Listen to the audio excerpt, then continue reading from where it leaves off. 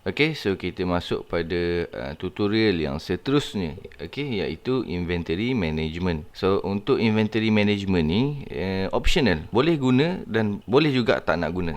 Okay, bergantung pada perniagaan ataupun bergantung pada jenis perniagaan lah. Untuk inventory management ni maksudnya untuk kita rekod stok-stok lah. Okay, untuk kita rekod stok. Ada perniagaan yang tak merekod, yang tak ada rekod stok. Okey, contohnya perniagaan jenis servis. Contoh perniagaan macam account. Contoh perniagaan macam restoran. Okey, dia ada bahan mentah. Boleh kalau nak rekod boleh untuk bahan mentah. Kalau tak nak rekod pun tak apa, tak ada masalah. Okey, untuk yang perniagaan yang ada stok. Okey, dia jual contohlah dia ada butik. Butik kosmetik contohnya. Okey, dan dia ada stok. Okey, dia ada stok. Tapi dia tak nak rekod dalam ni, dalam sistem account. Tak ada masalah. Dia tak nak rekod tak apa. Mungkin dia anda ada rekod sendiri, rekod stok sendiri dekat luar kan. Ataupun dah ada sistem post. Okey, sistem post dia untuk inventory lah. So tak nak guna, tak perlu guna, tak payah guna. Okey, boleh guna, boleh juga tak nak guna. Untuk inventory management, okey, apa yang kelebihan bila kita guna inventory management ni adalah kiraan dia lah. Okey, sistem akan kira secara automatik dia punya nilaian stok. Okey, baki-baki stok. Dan berapa jumlah, berapa keuntungan, berapa belian. Itu kelebihan bila kita guna inventory management dalam account to you ni lah. So bila kita pergi pada account to you, so dia punya interface dia macam ni. Pada atas ni kita ada beberapa tab lagi, iaitu 1, 2, stock out, stock level, discontinue, service dan produk. Untuk kita record stock, okey, untuk kita record stock, kita perlu rekod dulu kita punya produk. Kita perlu rekod dulu kita punya produk. Contoh dekat sini kita create satu produk. Okey, masukkan kita punya produk ID. Okey, biasanya produk ID ni kita ambil pada barcode lah, barcode produk tu biasanya lah. Okey, kalau kita tak ada barcode tu ataupun produk kita sendiri, kita boleh masukkan, kita boleh gunakan apa-apa kod yang unik. Okey, yang unik, yang kita tahu kod ni hanyalah untuk produk tu sahaja. Okey, contohnya dekat sini. Okey, vacuum kereta. Stock ataupun raw material kita boleh pilih dekat sini. Okey, stock maknanya stock lah, stock physical. Okey, untuk raw material adalah bahan mentah. Contohnya bahan mentah ni adalah bahan yang belum diproses untuk menjadi produk. Contohnya restoran. Okey, perniagaan jenis restoran. Okey, dia beli ayam. Okey, bukan dia nak jual ayam tu, tapi untuk diproses menjadi produk lain. Contohnya ayam tu dibeli untuk menghasilkan nasi goreng contohnya, untuk menghasilkan mi goreng. Okey, macam tu. Itu adalah raw material. Untuk stok produk yang dah sedia tinggal untuk jual. Yang dah ready untuk dijual. Okey, itu antara beza stok dan juga material, raw material, right? So yang ni vacuum kereta, kita ambil stok lah. Okey, dekat UOM ni adalah unit of measurement. Contoh macam pieces, kg, cm, unit, macam tu. Tu unit of measurement. Okey, so dekat sini pieces lah. Okey, kita ambil stock level adalah kita punya notice. Bermaksud notice ni kalau kita set dekat sini 5. Contohnya bila produk kita berada, kita punya baki produk kita ni bawah pada 5. Jadi dia akan appear dekat stock level ni. Okey, dia akan appear dekat sini, bermaksud produk kita tu dah low, quantity dah tak ada. So kita kena restock. Sebelum produk tu habis. Maksudnya kita kena ambil tindakan lah. Tak adalah barang dah habis baru kita nak order. Macam tu. Okey, dia untuk alert lah, untuk alert kepada kita yang produk ni dah nak habis. Okey, selling price. Okey, kemudian kita klik save ataupun gambar boleh kita upload gambar. Okey, so kita klik save. Right, so kita dah masukkan satu produk kat sini. Okey, kat sini kita hanya rekod produk sahaja. Okey, dekat sini kita hanya rekod produk sahaja. Bila kita klik pada produk yang kita dah rekod tadi, nampak ni, stock value kosong, tak ada apa rekod lagi sebab kita hanya rekod produk sahaja. Current profit pun tak ada. Restock yes. Ini yang kita set level tadi. Restock yes sebab kita punya stock balance ni kosong. Kalau stock balance kita ni lebih daripada 5, maka dekat restock ni dia akan jadi no lah. Maksudnya kita punya barang tu kuantiti dia banyak lagi. Tak melepasi notice stock level ni lagi. Okay. So yang kedua, kita kena rekod dia punya stock masuk, stock in ataupun record out dekat sini. Kita boleh klik pada tab yang kedua ni. Okey, ataupun kita boleh klik pada stock in. Select dulu produk, kemudian kita klik stock in. Kita klik stock in, dia akan keluar macam ni. Sama je, bila kita pergi pada tab yang kedua ni, kita pilih produk vacuum cleaner, dia akan keluar macam ni juga. So dekat sini kita pilih kita punya, bukan kita pilih, kita isi maklumat dekat sini, stock in. Kita pilih, kita record stock in. Okey, 1 Mac. Okey, stok yang masuk 100 unit. Okey, nombor invoice daripada supplier. Okey, cost per unit, contoh kita buat 30. Okey, total jadi 30, darab dengan 100 jadi 3000 lah. Okey, so pastikan kita kena kira betul lah. Okey, payment made, deposit ataupun deposit. Sama ada kita beli ni secara tunai ataupun kita beli secara hutang. Kita bayar berapa, ataupun kita beli secara hutang, terpulang lah. Okey, bergantung pada perniagaan tu lah, pembelian tu. Okey, transaksi tu. Kalau tak ada pembayaran apa-apa deposit, kita beli produk ni secara kredit, so kita biarkanlah kosong. Kalau ada deposit, letaklah deposit, nilai deposit dekat sini. Okey, so dekat sini kita buat dulu, kita beli secara cash. Okey, so dekat sini 3000. So kita tak ada hutang lah, kita beli secara cash. Nampak, supplier creditor ni pun kita tak boleh nak select. Sebab apa? Sebab kita dah beli produk ni secara tunai. Jadi kita tak perlu nak select creditor. Sebab creditor tu untuk kita record hutang, pembelian secara hutang. Jadi takut nanti ada yang tanya, kenapa tak boleh nak tekan ni? Kan tak boleh nak tekan. Sebab dekat sini dia dah detect sebagai cash. Jadi kita tak perlu lagi nak set creditor dekat sini. Contoh, kita beli secara hutang kosong ataupun ada deposit lah. Okey, nampak, kita dah boleh select untuk creditor. So bila kita buat pembelian secara hutang ni, nanti rekod hutang tu dia akan hantar pada rekod pemihutang. Okey, tak apa, nanti kita akan test. So yang ni kita try yang cash dahulu. Okey, payment method, kita bayar melalui tunai ataupun bank, nama bank lah. Okey, contohnya kita bayar tunai lah. Okey, dan ini kita buat notes lah, belian stok. Okey, kemudian opening ataupun tidak. Ni opening ni maksudnya rekod stok tahun lepas kita bawa kepada tahun semasa. Adakah stok ni daripada tahun lepas nak bawa ke tahun semasa, ataupun produk ni memang produk kita beli tahun semasa. Sekarang ni kita belilah. Okey, kalau produk ni daripada tahun lepas, okey, pada tahun lepas kita nak bawa pada tahun semasa, klik yes lah. Okey, select yes. Okey, biasanya produk ni untuk yes ni, opening stock ni biasanya kita akan buat pada awal tahun lah, bulan Januari. Okey, kita dah kira-kira stok pada tahun lepas tu kita nak bawa pada tahun semasa, stok yang tak habis. Okey, contohnya vacuum ni ada 1000 tahun 2022. Jadi baki pada bulan 12 tu masih ada lagi 200. 200 tu kita nak bawa masuk pada 2023. Jadi dekat sini adalah stock in 200. Dekat opening stock ni yes lah.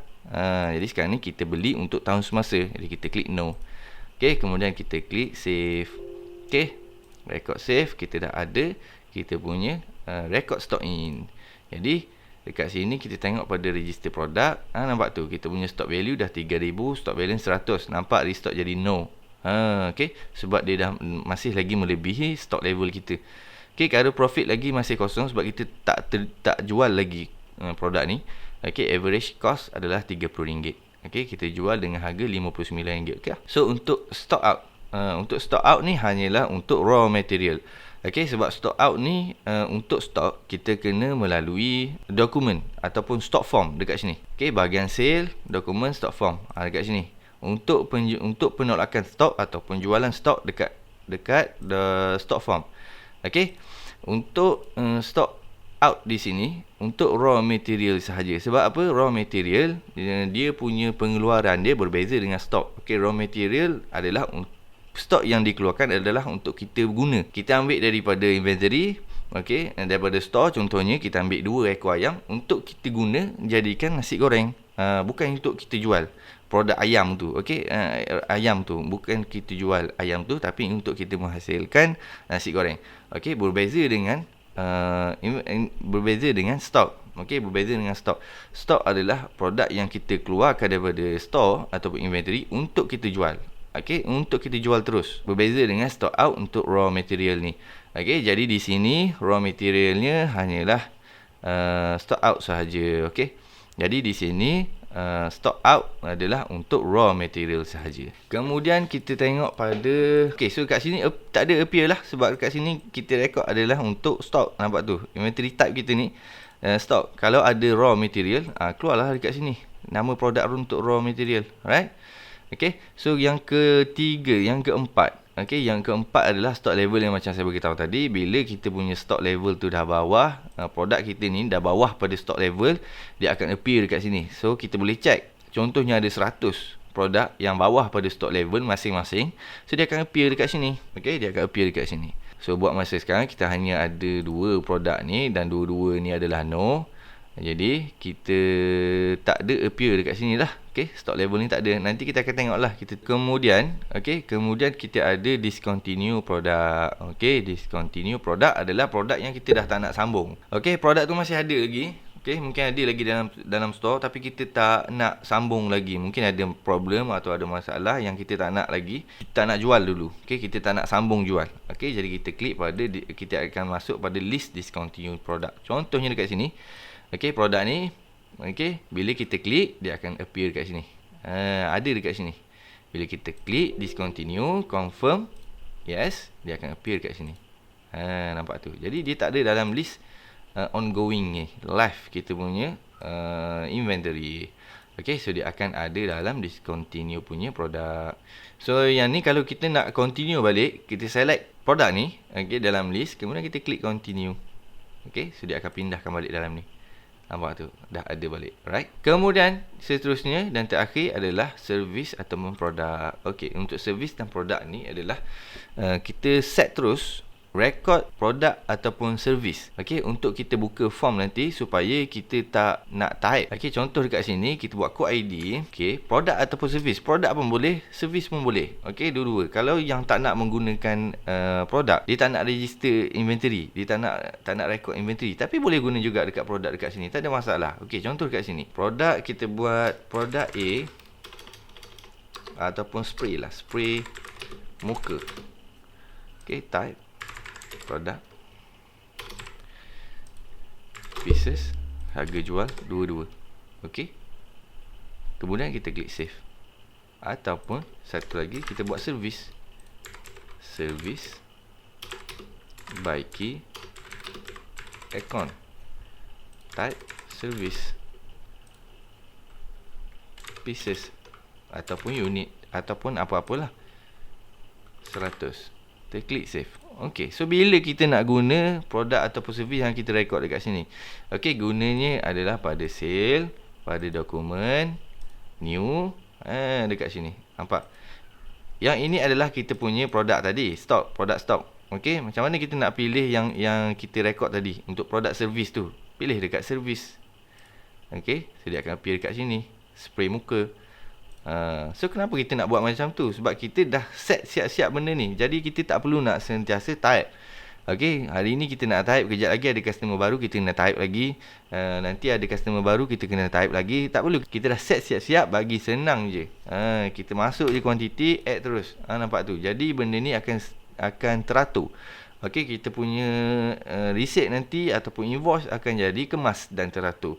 Ayatnya sentiasa sama. Bila kita tengok tu kita dah tahu. Bila kita rujuk balik, ni service bank account. Tak adalah kita tengok yang ni service bank account. Yang nanti kita check balik, ini ayat dia lain. Customer sebelum ni ayat dia lain. Jadi benda ni akan memudahkan kita dan menjimatkan masa. Nampak tu? Bila kita select tu, kita boleh terus masukkan je. Tak perlu lagi nak type dekat sini. Kita pun lupa semalam apa nama produk, apa nama servis yang aku type ni. So bila kita dah set siap-siap, kita boleh pilih saja dekat sini. Itulah kegunaannya pada produk dan servis tadi. Produk dan servis tadi. Right? So kalau kita nak edit dekat sini, kita klik je lah. Dia akan appear balik kat sini. Harga sepatutnya 29 contoh. Kita klik update. So dia akan jadi 29 lah. Kalau nak delete ke, terpulang. Kalau kita save, dia akan save sebagai list ni. List ni dia save sebagai list. Nampak ni, dia akan appear macam ni lah. Alright. Untuk register stock pada tab yang pertama ni, kalau kita nak baiki dia, ataupun kita nak update record. Contohnya dekat sini kita update yang ni lah, yang ruang yang kita dah isi ni, kita nak update dia. Kita tersalah ataupun ada pembaharuan dari segi harga jual, ataupun kita nak tukar nama produk. Contohnya dekat sini, vacuum cleaner AA. Okey. So dekat sini, stock in ni pun, semua bahagian yang vacuum ni, kalau ada banyak list untuk vacuum cleaner ni, banyak list maksudnya rekod-rekod stock in dan rekod-rekod stock out. Ada banyak dekat sini. Okey, yang ni kita tak berapa nampak lah sebab kita ada satu aja. Tapi by the time nanti benda ni akan sentiasa bertambah. Okey, list ni nanti esok kita akan restock balik. Kan? Minggu depan kita restock balik. So dia akan keluarlah list-list kat sini. Lepas tu bila kita buat jualan, rekod jualan pun penolakan stok pun akan masuk dekat sini. Jadi bila kita ubah nama dekat sini ataupun rekod dekat sini, automatik segala nama yang vacuum cleaner ni semua akan bertukar. Okey, contohnya macam ni. Bila kita tukar vacuum cleaner, kita jadikan vacuum cleaner AA. So kita klik pada update. Nampak dekat sini pun dah berubah. Dekat stock in stock out pun AA.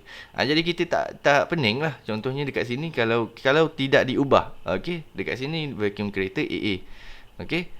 Dekat sini vacuum cleaner saja. Kita boleh accept lagi lah nama je lebih kurang kan. Tapi kalau namanya berbeza, kita pun dah pening. Kejap yang kalau 2-3 kali tukar, dah 2-3 kali berbeza. Okey, berbeza nama, kita pun dah tak tahu stok tu stok apa.